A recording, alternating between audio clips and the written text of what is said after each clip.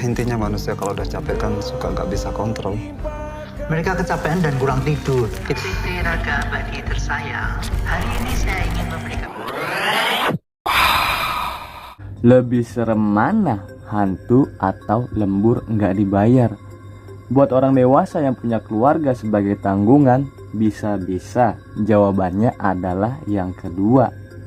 Buat masyarakat zaman sekarang, budaya kerja yang eksploitatif, ancaman burnout, dan hak-hak buruh yang tidak terjamin seringkali lebih berbahaya daripada penampakan kuntilanak atau pocong. Monster Pabrik Rambut mengusung premis dan konsep yang berbeda dari film horor pada umumnya.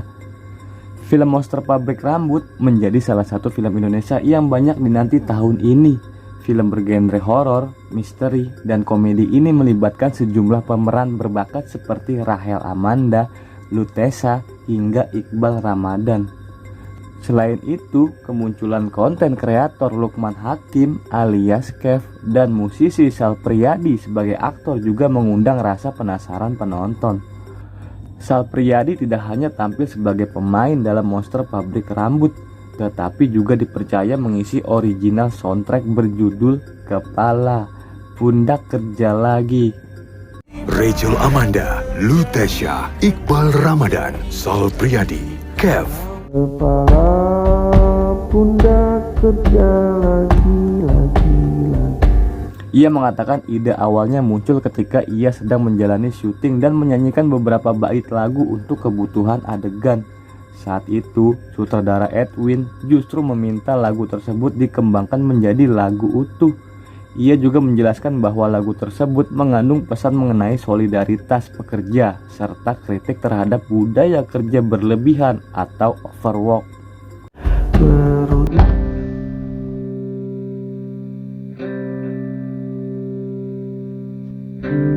Dan mulut janji kepala pundak sedang lagi.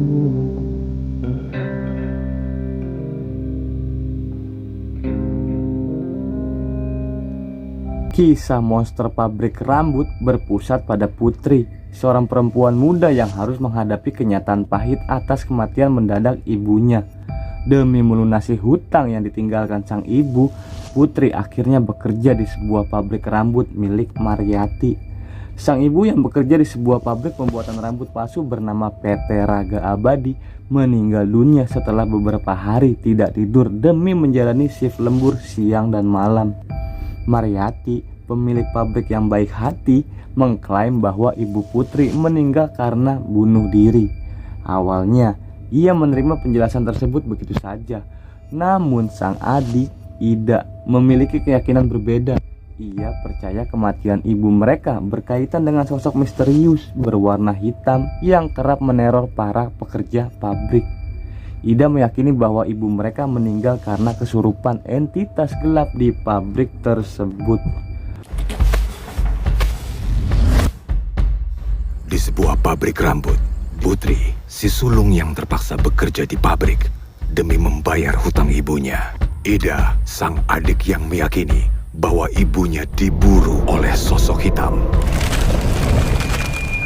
Orang-orang gak akan celaka kalau mereka gak kesurupan. Mereka gak akan kesurupan kalau mereka gak kurang tidur. Sekarang kalau emang tuh pabrik isinya setan, kenapa gak semua orang keluar aja sih? Ya karena gak semua orang punya pilihan, Kak. Sama kayak kita, sama kayak ibu. Untuk membuktikan kecurigaannya, Ida sengaja mengambil jadwal lembur dan memaksa dirinya tetap terjaga selama berhari-hari. Harapannya, sosok yang diduga menjadi penyebab kematian ibunya dapat muncul ke hadapannya. Fitri Raga Abadi tersayang, hari ini saya ingin memberi kabar gembira kembali untuk kerja keras kalian upah. Pencarian fakta tersebut membawa Putri dan Ida pada berbagai peristiwa ganjil yang semakin sulit dijelaskan dengan logika. Seiring waktu, Putri dan Ida menyadari ada misteri mengerikan di balik dinding PT Raga Abadi. Para buruh yang kelelahan ekstrim perlahan bertingkah bak seorang kesurupan sebelum akhirnya mengalami kecelakaan kerja yang fatal.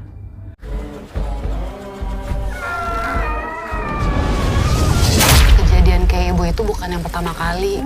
Dia suka lembur, yang baik untuk pegawai yang lain. Kalimat istirahat adalah pengkhianatan, seolah menjadi mantra mematikan yang menghantui pabrik bernuansa kelabu tersebut. Di tengah penyelidikan, masalah semakin pelik ketika adik bungsu mereka, Bona, ikut terseret. Bona bukan remaja biasa. Ia memiliki kemampuan mutasi aneh di mana tubuhnya bisa meregenerasi anggota badan yang terpotong. Sayangnya, kemampuan tak wajar itu memancing kedatangan sang sosok hitam yang kemudian menyandra Bona. Bersama Rudy, mereka berusaha mengungkap rahasia kelam yang tersembunyi di balik pabrik rambut itu, sekaligus menyelamatkan Bona dari ancaman yang mengintai. Membawa Putri, Ida dan Bona kepada Mariyati. Sekecil apapun kerjaan kita adalah ungkapan rasa terima kasih kita kepada Ibu Mariyati yang telah memelihara kita. Kerja keras kalian, upah lembur akan ditambah 20% gaji. Bona, lo sadar gak sih? Lo enak jari lo buntung bisa tumbuh lagi. Mampukah Putri dan Ida bertahan dari teror kurang tidur dan menyelamatkan Bona dari cengkraman monster pabrik tersebut? Terus penjelasan dari pabrik pasti cuma karena bunuh diri atau enggak kecelakaan kerja. Dia yakin ada yang gak beres di pabrik ini. Seperti ada yang menggerakkan tubuh kita aja. Ya, intinya manusia kalau udah capek kan suka nggak bisa kontrol. Bola mata buatan kamu bagus. Mereka nggak akan kesurupan kalau mereka nggak kurang tidur. Di sini ada setan kan, Bu? Tidak ada setan di sana. Ketika horor dalam negeri masih susah lepas dari formula melelahkan seperti hantu yang begitu rajin memamerkan wajahnya ke arah penonton, maupun penggunaan lagu beraroma tempo dulu yang makin lama makin kehilangan keangkerannya, monster pabrik rambut datang dan mengacak-ngacak sistem banal tersebut. Pulang larut malam, kurang tidur, dan terus mengejar target sering dianggap lumrah. Banyak pekerja bahkan menerima kondisi itu sebagai bagian kesuksesan. Waktu bersama keluarga perlahan berkurang karena tuntutan pekerjaan. Ruang untuk beristirahat pun kerap tersingkir oleh kewajiban kantor. Keresahan itulah yang menjadi fondasi cerita film Monster Pabrik Rambut. 3 kakak beradik bertekad mencari kebenaran demi tidak menjadi korban Mariyati, si pemilik pabrik rambut yang menyimpan sejuta misteri. Siapakah sebenarnya Mariyati?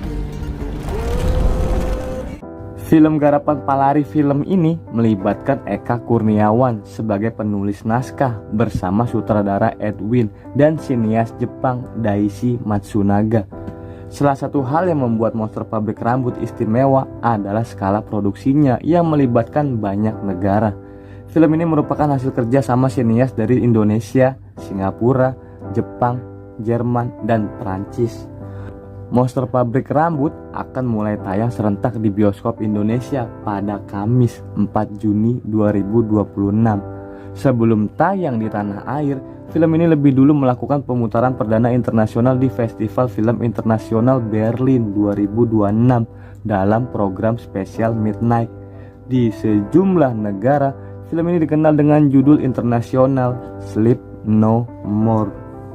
Didi Ninitowo dalam sebuah film horor fantastis dan ajaib.